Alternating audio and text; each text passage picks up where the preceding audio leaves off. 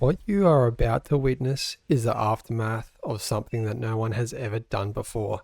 The first ever 100 plus player King of the Hill in RTS history. 115 players are going to play our AllReasonNoLogic's favourite game mode on Raptor Crater, and this was actually a really good match. This wasn't just a game, it was an epic proportions siege. A total of 9 brave defenders are trying to lock down the hill. Over 100 attackers waiting for that molten lava to drop so they can shatter the spirits of our kings. The screen couldn't fit it all in. The engine could hardly handle it. We tried to break the game and we broke a record doing it. Prayed of so many colours. I just hope they don't start changing mid-match, because that is a thing that happens occasionally when you've got so many players going on. You have a red player that turns pink and so on. As you probably saw in the start of this match, there were a couple of comms from the red team that spawned in the middle. Those were cleaned up quickly. Unfortunately, with so many players, not everyone quite made it in, but we still have over 100 players on the Peasants team, even with those 3 that were turned into medal donations for the Kings. So what's going on here? For those of you that are new to this one, this is King of the Hill, and this is where we pit a small number of Kings with a resource bonus against as many Peasants as we can. These are played on a Sunday nights at 9 o'clock Australian Central Time, and you can find us live on our channels and on the official every now and then. The major rules are: do not use structures offensively, there is no air, and do not attack each other for the first 10 minutes. The lava there helps to form a physical block around that. Big thanks to Chrono, who managed to get that one done. You can just see on your screen there, what happens if you break that rule? Bye-bye a couple of blitzers. I do think the moderators helped out those few players that spawned in the middle at the start of the game, and they got placed at random points around the edge. And yeah, so we got 10 minutes, 2 minutes in. The Kings are rushing to get all those mexes around the outside. They do have a plus 55% bonus on this. We do usually do a 45% bonus. Thought about putting it up to 50 for this game, because there are just so many more Kings around the edge of the map. I'm sure we'll see some self-detonations happen in the game shortly around the map so that the T2 labs can be built.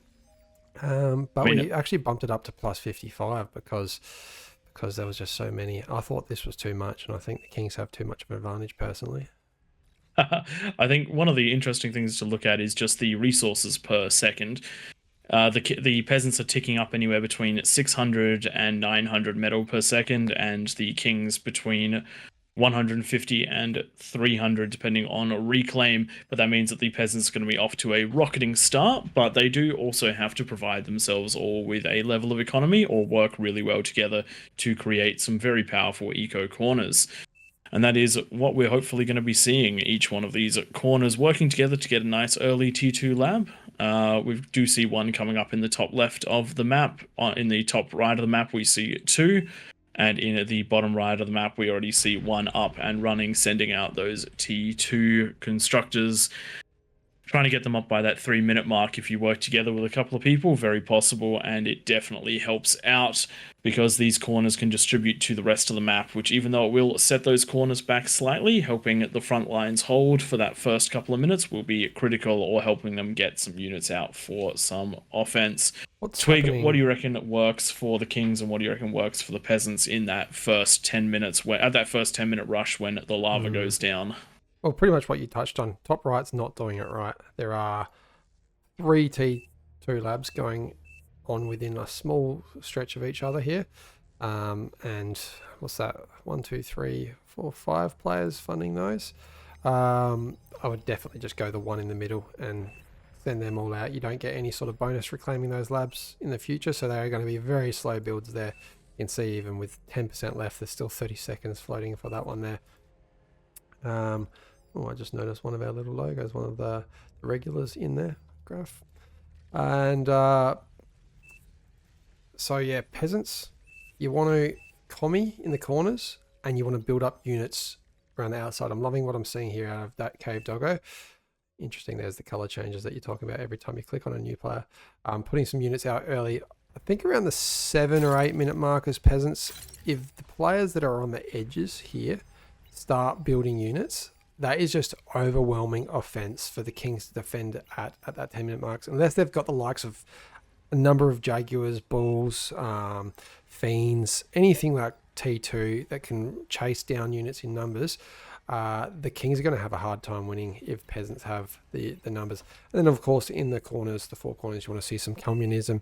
Get those ecos up, get some early fusion reactors going. Good to see these T2 mixes being upgraded sub 6 minutes. And over to the Kings, pretty similar. Originally, we liked the idea of communism, two Kings sharing an eco, but we've since realized it's actually faster just to build your own. And you get the metal back when you reclaim that. You can get up a fusion reactor quite easily from reclaiming a lab, and it looks like that's what's going to be happening here. One of the big things that happens as part of getting through this is just trying to find that right build order between power, metal, and build power. If you don't have enough of one of them, you run into big problems. My personal experience has been that going from the T2 lab straight into the fusion is usually better than trying to concentrate on getting all of the metal extractors as fast as possible. Definitely send something around to start that process, because you do want them up. They are a lot of metal over time, but getting that fusion tends to be the big goal. If you have 1,000 power income per second, then you need approximately 25 build turrets to build an AFIS in a minute, and you want to be chugging those resources down very, very fast, because when you reclaim a lab, you're going to get yourself that 2,900 plus 55%, so you're going to end up with close to 4,500 metal, and that is all of a fusion, or it is halfway to an AFIS. Yeah. So that's what we're seeing right here. Eater of Cookies, who may or may not actually be Duffy, reclaiming that T2 lab, getting 4,600 metal in the bank to pay for a 4,500 metal fusion reactor, putting it down very quickly. Only limiting factor until he just got some boost there of energy was the energy, building that off of just 18 wind turbines. But the wind is very handsome at the moment, so getting that fusion down, and just like that, a fusion reactor up prior to 7.5 minutes. Very nicely done. Not to mention all of the mechs going down, and should be well and truly complete by that 10-minute mark. Now, jumping out to a bit of a wider overview of the map, we do see some defenses coming down for a few of the Kings. We're seeing some pop-up Dragon's Maws. These are fantastic for clearing out particularly pawns and grunts if people choose to push those in at 10 minutes. But you need something slightly more substantial if they go with the incisors. Those things are surprisingly tanky and damage dealing for their cost. It is definitely a balancing game as to what you have to do, because if the Kings do lose their access to the ramp, they're losing the choke points, which means that they suddenly have to defend much harder. There's a lot more attack angles, and usually the places you've concentrated your defenses at that 10-minute mark will not help once you bypass them, and the other players will be in a sticky situation as well. If you are playing as a peasant, remember even if you push through your defenses, that doesn't mean you have to attack your king. You can actually go and attack another king, just sweep to the left or sweep to the right, if you think that there's going to be too much resistance where you're going. Similarly, if your ramp is well and truly too defended, then head on through someone else's. It's very hard for a single player to stop the whole might of a king, but if you trade very efficiently by running through gaps with minimal defenses, you will have a much better time of it, and hopefully deal a lot more of the critical eco damage. This ramp here, what I reckon needs to be done by every king and every peasant is scout every single ramp at the 10-minute mark. You can see if you're going to come across this ramp here, we've already got a couple of beamers down, a number of the Dragon's Teeth. It's going to be a hard ramp for anyone to push up. You go to the very next ramp, nothing there. As an LLT. There might be a twin guard, and then the next one again, just some units. And these units in particular, actually no, Pounders are good. I was looking at the Wolverines for a second, I thought they were all Wolverines. But if you look around the map, with 30 seconds to go, there are at least 10 ramps that are basically undefended for the peasant side. There's also a handful of ramps which are undefended for the king side. And so forcing the issue at the 10-minute mark will certainly help. However, from the King's side, we have barely any units ready to go. We do have some Jaguars coming out and some Fiends. But it does look like the peasants are going to be in that offensive position from the get-go. We'll see whether the defensive stance of the Kings pays off, or if they are stuck on the back foot because of it. Just looking at the overview of the traversability of the terrain, so some of the units, the bots, can get up these ramps here, the steep ones, but the vehicles only can go up those not so steep ones in the middle there. And the 10-minute has passed, the lava has receded. And here we go, we have one of the larger peasant attacks heading in for a mostly undefended king spot.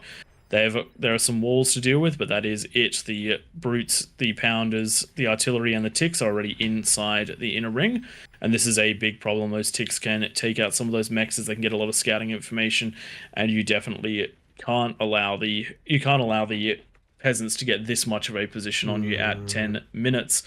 And if one king falls, it opens up a... Oof.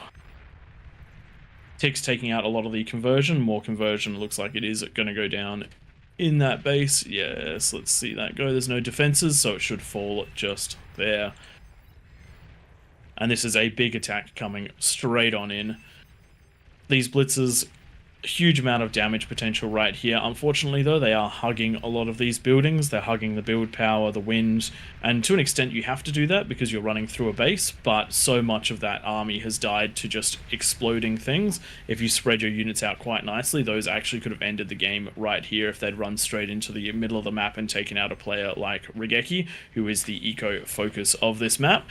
Just a little bit of advice: if you're going to do those early attacks, make sure to not lose your units to the explosions of other units. But this is putting the Kings in a terrible position. Any offenses that were going to happen on the bottom half of the map are now moving to defend this middle location, and that King has had all their build power removed, their production capabilities removed. They haven't lost their 2 fusions, so they're not out of the game yet, but this is a... when you consider losing... Left the game. There you go, they've left the game, and that is no good. You can, with a 55% bonus, you can get back into things very easily. And what you've just done is left an open spot for someone else to have to defend. And one of the biggest problems the Kings have to deal with when fighting in this in this position is APM stalling. If you have to deal with more than 1/8 of the map, you are in trouble because you are 1/8 of the team. It's actually this player here that left on the south. So Duffy, who I think is Duxy, they've taken 2 bases now. So responsible for 4 of these ramps, and right now being invaded by some T2. We do have some quite early sharpshooters and welders coming out of this play here. I do love that, and putting their commander up on the hill.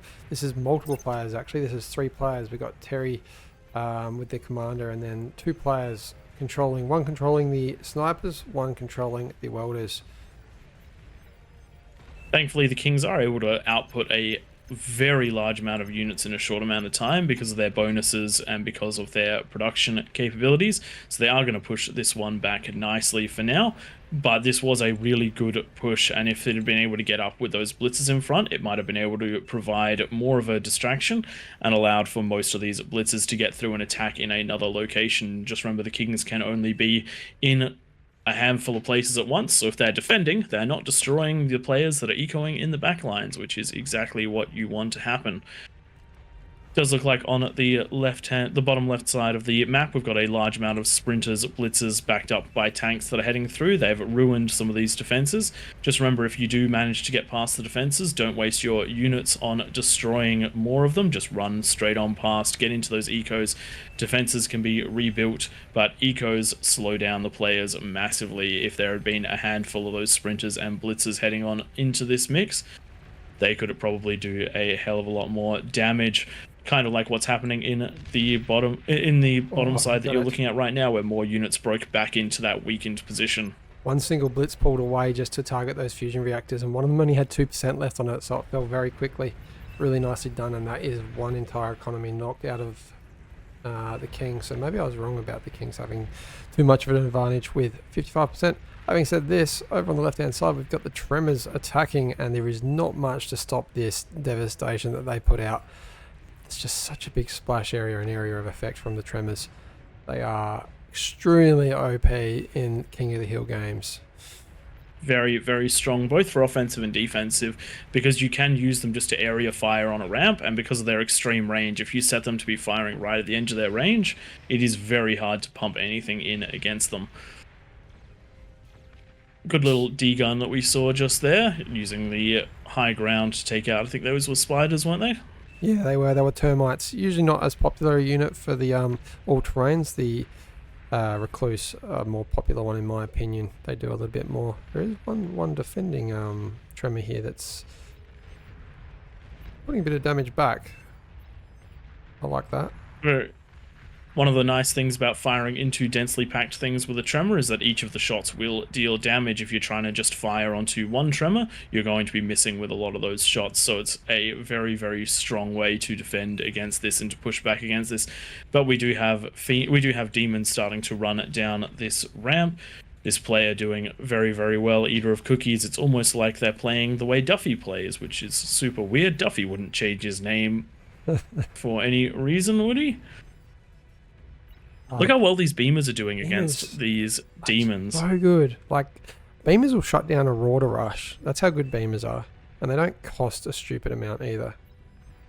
Very, very good defensively, but as these units build up, as these demons build up, they should be able to push in and take this out. But it is giving time for more defenses to come up. Each shot out of these pop-ups does do a nice chunk of damage into those demons. And the Kings really do need to get their offensive on. They've been on the back foot for a very long time, so hopefully this offensive push can do a lot just here. If I were Skemar, the pink player that's just below these demons, I'd be making my comm invisible, getting up to that corner and trying to get the D-gun on these demons. Walking through these ramps is dangerous, and there's a great opportunity to punch through and take out some of these units as they come up, particularly the expensive ones. Does look like the demons have managed to push on through very nicely though, but the beamers have taken one of them out. It was the low health one that tried probing before, but a little bit of positional error by Eater of Cookies. Could have swapped those around to keep the firepower still running, but with two demons, that's still plenty of firepower. And with these condensed ecos, because of the small spacing, anytime any of this goes, it's going to take large chunks with it. What's going to be the most critical thing for defense here is the comms. Those D-guns are super important here. If you're going to run such expensive units in, it would highly recommend some spam in front of them. It doesn't take much to have ticks in front, and those ticks can run point and stop those comms from absolutely deleting these units. But several players fallen, and a potential beachhead constructed on the top half of the map. One of the things you really do want to do as Kings, if you do take an area like this, take and hold, get units up there, get construction up there, make a beachhead and start pushing out from it and have a place to fall back to. It is much easier to hold the high ground than it is to hold those ramps, especially on these two sides. And if you are a peasant and you see T3 this early in the game, get an energy storage down and put those commanders on invisible. Even if you have to let them sit there, demons themselves don't have a radar, so they're not going to get picked up. And what Duffy's doing here is continuously attacking ground in front of him, knowing that this commander is trying to attack. So you can see the fires just continuously coming out. He's just clicking the ground, and really smart moves there. But finally, we've got a more experienced commander coming to the front line and taking out all four of those demons. Really nicely done out of War Angels, but not perfectly done. I mean, 4 demons for 1 comm is a really good trade. Very efficient trade. I would take that any day of the week in a King of the Hills game where there are 63 comms left, and you're just trying to manage that scaling. Look at that giant eco farm that the demon's so close to, but has been pushed away by those comms. Hopefully those extra ones will be able to push through and delete some of this wind. But it does look like they're walking into the range of the comm. 1 comm for a demon, but that explosion has detonated the eco farm. That is a nice chunk of damage. I would trade a demon to do that much damage. 6,000 metal each, and they're paying themselves off by taking out like 1 demon for that. At the same time, with the comms, 1,100 metal versus 6,000. If you take out just 1 demon, it's paid for itself as well. And that's the theme on the left-hand side of the map. Demons, demons, demons. What is happening over on the top right? We have a Cargonist pushing up the mountain. So obviously better than both the Recluse and the Termite. We've got the T3 Cortex Spider, which is the Kargi, and Doing similar damage over here with chain reacting wind farms being built too close together. Build those things in rows of 2. Having said that, in King of the Hill there is not that much what room. space? So What yes, space is there for that? But yes, it is a gamble. Karg is a phenomenal unit for attacking in areas that you don't expect to attack from. However, they aren't the most resilient things. They're half decent against spam, they're half decent against everything, but very slow and easy to lose to comms, and great response out of the pink player who managed to get his comm on the high ground and drop him. You do not want these Kargis making their way through. Again, if you're going to be using Kargis, I would highly recommend having some sort of unit, some sort of all-terrain unit that is cheaper to get ahead of them and just take some shots, provide some vision, and allow you to get around everything. Great little surround going on there with the grunts absolutely doing as much damage as they can to these blitzers, just trying to ward them back. But with such a big chunk, they're really getting their way right into the base, and it's not going to take many shots to take down some of this conversion. There it goes. All of it has been taken down there, but that was a great way of controlling those grunts. Maximum value right there, and managed to mitigate a lot of that damage. And it does look like Regeki should be coming online. Just as a bit of a side note, I saw that while it was going on. Regeki does have what looks to be 15 APHIS, so there should be a big push coming from that side soon. So really the peasants still in a half-decent position. They've only lost one small segment of their map, and they're losing another segment as we speak. But there's plenty of comms here, and not, again, spam. Good, You've got all 3 shivers. You've got to get the spam in front of the army if you don't want to lose them to comms. There are 100 comms at the start of these matches for the peasants team. And the sheer value that they dictate in the first 25 minutes of the game, you absolutely have to prevent them from getting in invisible and getting D-gun on these big, expensive units. One catapult positioned towards the bottom of these cliffs can fire all the way into the middle back of the base. And if you hit any sort of conversion, any sort of build power, and you will be in and the peasants will be in big trouble. You don't have to get into the base, you just have to be able to fire into the base, and the spam helps them get to that point. Now, if I was those peasants on the top right, I'd be getting out a bunch of res bots and resurrecting that T3 rather than building your own lab. That would be enough to defend the next probably 10 minutes of Kings pushing out. That is a beautiful little eco center there. Just like what's going on the bottom left side here, we do have res bots, but they are reclaiming those demon wreckages as compared to resurrecting them. One of the good things about losing the T3 units to Com D guns is that they do not leave wreckages for the peasants to reclaim. But again, this is why it's so important to take and hold those high ground positions. It means that you can control those reclaim fields, and the Kings can be the guys that grab all of that reclaim. Another big blitz attack. This area here has just been non-stop blitz attacked for the entire map, and you can see how effective it's been. I'm not going to say that the King has been completely stopped, but the King has not gone on the offensive at all. It has been completely defensive play over here, and it's forced responses from everyone else around as well. And when you look at the ramps that they'd be fighting into, if you were to send anything up these 2 ramps at the bottom, there is nothing there to stop them other than comms. So a bit of spam, a bit of T3, or even T2, and you'd be able to annihilate this entire middle section.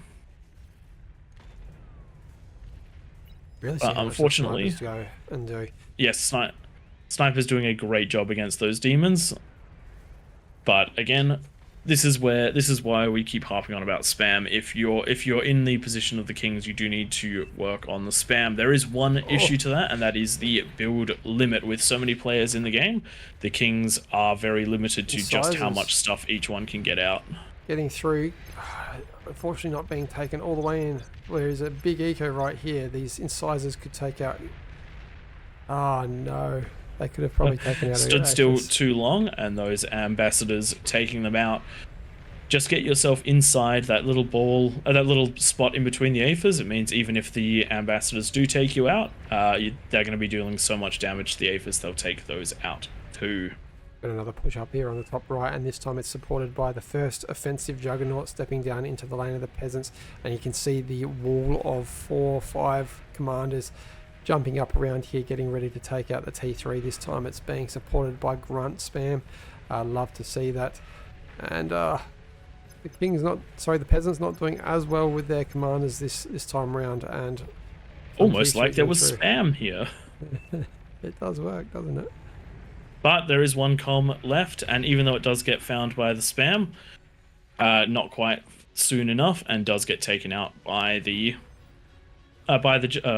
does take out the Juggernaut, and then gets taken out by a demon himself. That is a lot of comms down, and this area is ripe for the pickings now. But unfortunately, there isn't a second army ready to go up and in, and it does look like some of these other players are starting to get online, starting to spam back at the Kings, and we'll see how they go. Big Karganeth push coming up the middle. Doesn't look like there's very many comms in the way to deal with this, so if these just push straight on through to the back, don't worry too much about stopping to attack things, just punch on through, target the defenses as you walk. There should be a lot of potential for these units. Couple termites in there as well, I like that. More accurate than the Kargis. They definitely help if you put them on the front, but so far tons of these Kargis have fallen to snipers and Sheldons. Again, this is the problem with going up there with very little support. One of the other team members could have gone into a T2 lab and grabbed those small, cheap reclaim spiders, the name of which I forget. No, don't stop. Run in there. Get in there, boys. Oh dear, doesn't look like they're going to make it through. Too many snipers have come as a response, but still one player wiped out. You just need to try and control that so that the peasants cannot grab that reclaim or resurrect those units. Big Juggernaut push on. Oh wait, is this a...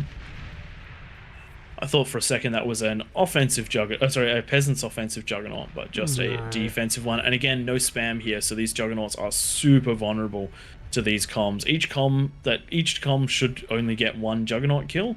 Depends on just how far they sneak in. This one might even get 2 or 3. Not quite. But as soon as they become visible, there's enough Juggernauts here to kill them. But each one of those Juggernauts is 29,000 metal. If this ramp was full of ticks, then not a single one of those Juggernauts would have had to fall going into that area. Really good out of the bottom of the map here, being the continuous point of pressure. And if every edge of the map if every peasant's lane took this kind of approach that the south has, and just continuously trying to attack, even this demon getting in here, if they didn't have these pulses, that probably would have taken out the eco once again for this player. But yeah, just taking that APM away is one of the biggest resources that the Kings just cannot control. Wow, that's a lot of jugs coming down. I don't think this is stopping, and there is a huge fusion reactor farm here. I don't see these fusion reactors. If I do understand needing an eco if you're on the front line, but putting them there when you could have put them right back against the wall just a tiny bit further back, I would definitely recommend going that little bit further back, because these are so vulnerable. Even if there was just some catapults or some or any sort of long range, these would basically be in range of the King's circle, or very, very close to. Massive detonation there. Look at that chain reaction going back through into the rest of the eco. Really nicely done. A few of those jugs taken out. We're just down to 4. I think there was about 10 at the start there, but they are now good as gone. And we've got a single jug pushing up. I just missed that getting taken out. Taking out another peasant player. The Kings are looking in a very commanding position there, so maybe that 55% bonus was 5% too much. We shall see. That Regeki eco is just insane, and hitting population limit by the looks there. 315 out of 315 units. Unfortunately for King of the Hill games, there is a total number of units that are able to be in the game, and it is divided by all players, and the Kings get the raw end of the stick with that.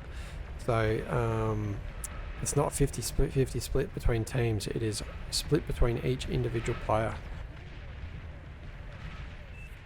Big damage coming down, these demons helping to punch through with Juggernauts behind them, making their way into these eco centers. I want to see some big chain reactions. I want to see that wall of Aphis against the corner go off. I want to see the Aphis in the top of the map go off. Question is, are these Aphis on the corner close enough to chain react into the top of the map? Oh, nice D-guns taking out both the demons, and the Juggernauts are now getting scared. They've seen the AFS. We've got a sneaky king in the back, and all those juggernauts are just doing damage to each other during their explosions. Really nicely done. Chain reaction. I would like to see the jug Juggernauts. go like this. Just the explosion from the jug standing on the edge of that cliff will take out that eco, and there she goes. Very nicely done. But yes, this is the issue that the Kings face. I talk about spam as much as I want to, but if the Kings are out of unit pop, there is only so much they can do. They need so many build turrets, they need so much conversion, and they need so much generation just to power 9 players versus the 100. I'd actually be very interested if there was a way we could cheese that in the future. Maybe throw a bunch of AIs onto the Kings team. Actually, that wouldn't work. Vanguard's in range of the population first lost. King's eco that might go down. First big King's eco. This is a massive power. This is a massive amount of power walking forward. Oh no! Wow! All the way through, all the build power taken out. Luckily, there's some separation, and really lucky that some of these other AFSs didn't go down with the conversion right next to them. And we might see some more go down now. Yeah. This is what we talk about when we say that once you break a single king, you end up being able to break many more. All of that damage just rolling through the base. That has set the Kings back by, I believe that was approximately a third of their eco that just got removed. Oh, they've got an offensive juggernaut down here. That's probably going to go down. Doesn't manage to quite take out the pulses with its explosion, but has definitely left a nice hole, taking out all the little chaff, the little pork. Doing well out of Regeki to get some of these units here to plug the gaps and push back through. Demons really do so much work against almost everything, and Kings, I think, still maybe got the advantage given that they've taken out so many peasants. Really nicely done down here in the bottom left. Bottom left, just huge amount of damage. You see how large that explosion's radius is compared to the one that just disappeared next to it? That happens when the Juggernaut is self-detonated, not explodes. The explosion is much larger. Let's see it again, I think. No, not quite. Not quite. But you can actually cram these right up against the edge, and you can cram a Juggernaut right up against the edge of these cliffs, detonate it, and reach well and truly into the back lines. I actually don't know whether the closest eco is safe from a self-detonating Juggernaut. There would be interesting to see. That one might even be worth testing it out in the future so that I can jug bomb people. There's some real big pushes coming here on the right hand side now. The thing which I love about these pushes, they're backed up so heavily by vanguards, and there's so many arbiters. Yes, the arbiters struggle to hit moving targets, but when you're sieging, the amount of range and damage that these rocket units can hit through, and how there's nothing that can really stop them, provided they have a front line. So if you're combining all of this long-range firepower, you can actually keep reasonably safe back from all of these players.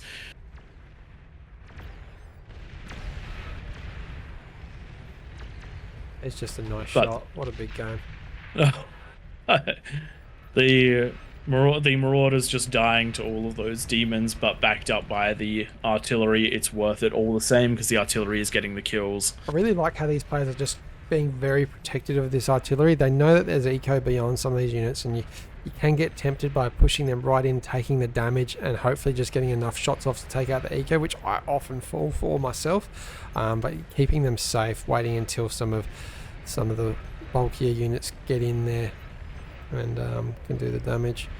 It does look like the Kings are starting to try and counter the artillery, getting themselves some catapults in the background to try and help, but the catapults firing on some of the chaff heading on in, so not quite doing what they need to do at this point, but get enough catapults and that entire artillery ball will fall. Yeah, I want to look down the bottom left where we've got all these juggernauts pushing the line, but I just feel like something's going to happen in the middle soon. There are a lot of units coming out of the top right corner here of the map. Everyone going online at once by the looks. No one really building too much more eco, just focusing on getting those units, which I do agree is the best move to do at this point in the game when there's been some damage done on the right hand side. Eco in these corners, ecoing, but then getting online is super important. If you get online at the right time, it is massive. Juggernaut's going down to D guns in the bottom left. Big D guns right there, leaving just one offensive Juggernaut, and that is potentially going to be taken out by the comm as well. All of this push has just been completely blunted. If you think about how much metal has been taken out by comms in this corner, we're talking in excess of 500,000 metal with just how many jugs have been taken out. And part of that is because of that unit cap. They were not able to be supported. Part of that was also just throwing juggernauts at the problem and then concentrating on the defense that's happening up on this right-hand side. Big ball of res bots just taken out.